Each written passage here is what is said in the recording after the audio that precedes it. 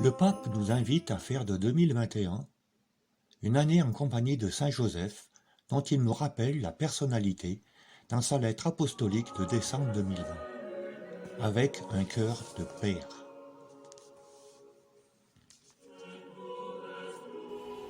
Je voudrais partager avec vous quelques réflexions personnelles sur cette figure extraordinaire, si proche de la condition humaine de chacun d'entre nous. Ce désir a mûri au cours de ces mois de pandémie, durant lesquels nous pouvons expérimenter, en pleine crise qui nous frappe, que nos vies sont tissées et soutenues par des personnes ordinaires, souvent oubliées, qui ne font pas la une des journaux et des revues, ni n'apparaissent pas dans les grands défilés du dernier show, mais qui, sans aucun doute, sont en train d'écrire aujourd'hui les événements décisifs de notre histoire. Médecins, infirmiers et infirmières, employés de supermarchés, agents d'entretien, fournisseurs de soins à domicile, transporteurs, forces de l'ordre, volontaires, prêtres, religieuses et tant d'autres qui ont compris que personne ne se sauve tout seul. Saint Joseph était un charpentier qui a travaillé honnêtement pour garantir la subsistance de sa famille. Saint Joseph nous rappelle que tous ceux qui apparemment sont cachés ou en deuxième ligne jouent un rôle inégalé dans l'histoire du salut. À la suite du pape, nous disons en mission ouvrière que les invisibles deviennent visibles. La réalité sociale à cause de la pandémie de la Covid se manifeste parfois dans la rue.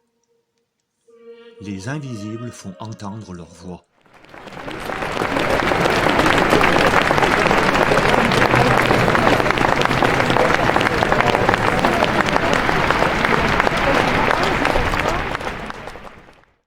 Écoutons ce que nous en dit de tout cela Madeleine Delbrel.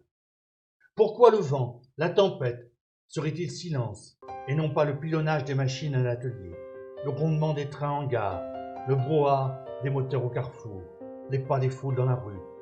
Le silence n'est pas une évasion, c'est un aigle aux fortes ailes qui surplombe le brouhaha de la terre et des hommes et du vent. Il y a des gens que Dieu prend aimer à part.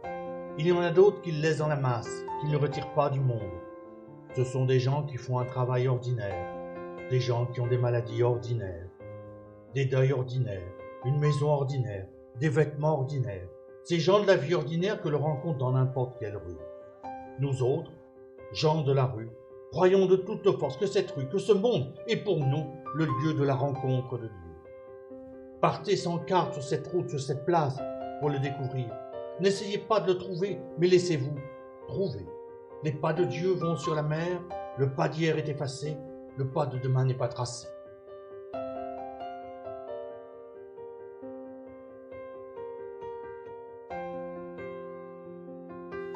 Et si le 1er mai 2021, en compagnie de Saint Joseph, n'était pas ordinaire ?